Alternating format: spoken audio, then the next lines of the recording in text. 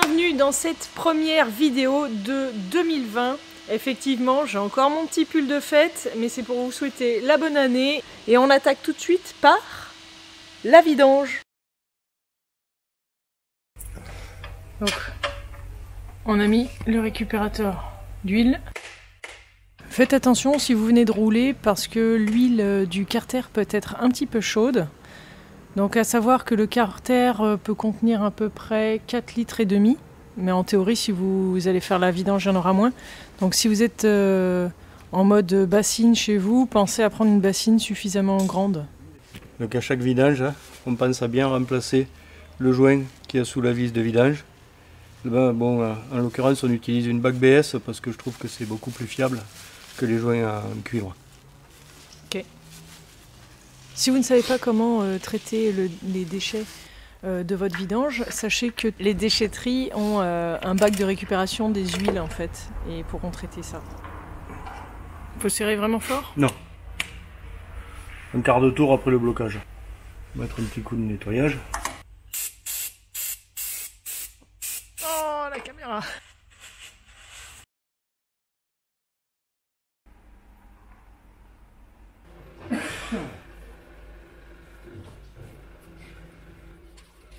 Je démonte le filtre à huile en faisant attention de ne pas en renverser, sinon mettez une bassine en dessous.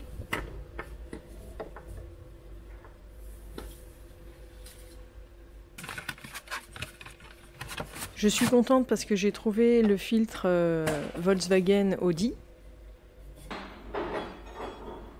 Avant de remonter le filtre, en fait, il faut vraiment penser à mettre de l'huile sur le joint de celui-ci.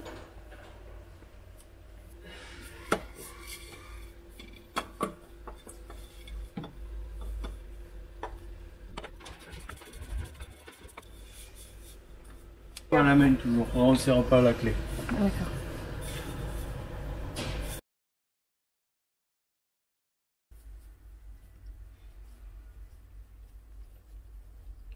Là, j'enlève les durites du filtre à gasoil avant de desserrer le collier et de pouvoir le retirer.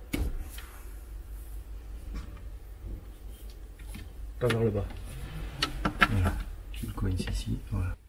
On peut faire genre.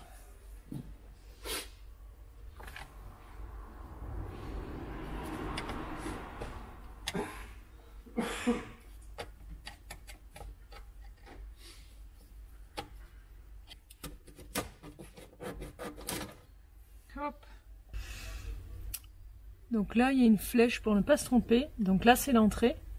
Et là, c'est la sortie.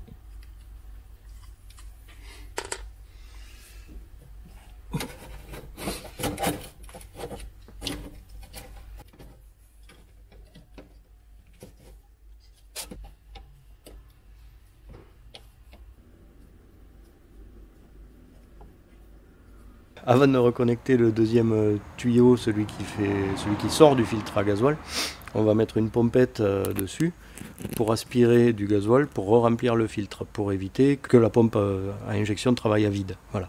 Parce qu'elle va désamorcer si on ne fait pas ça. Et c'est pas bon, après on est obligé de tirer sur le démarreur longtemps pour réamorcer. Donc pour éviter ça, une petite pompette, ça se trouve dans tous les centres auto. Un bout de tuyau, on n'a pas besoin de collier, c'est juste pour réamorcer. Et ça fait gagner énormément de temps. Donc on a changé le filtre à gasoil et le filtre à huile. Donc maintenant on va remettre l'huile dans le carter. Le carter fait 4 litres et demi et le filtre fait un demi-litre à peu près. Donc on va avoir besoin de 5 litres d'huile. C'est quoi la marque de l'huile que tu prends? C'est de la Yako. Yako en 1540. Non, la casserole du coup elle est pas mal? Oui, oui, oui. Parce qu'elle se trouve assez facilement en fait.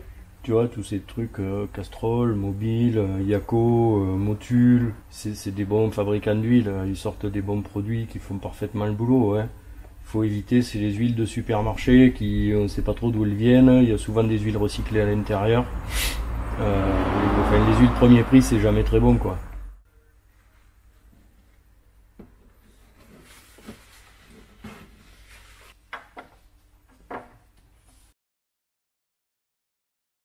Ça, c'est l'élément filtrant.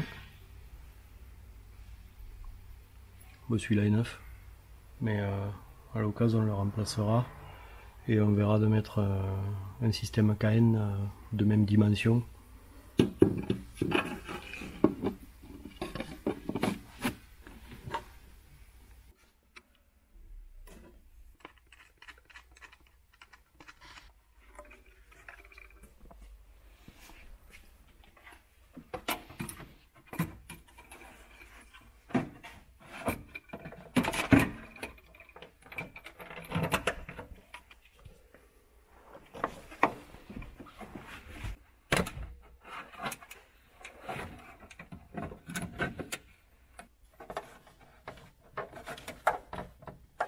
Et on rebranche la prise sur le débitmètre pour ceux qui ont un TDI.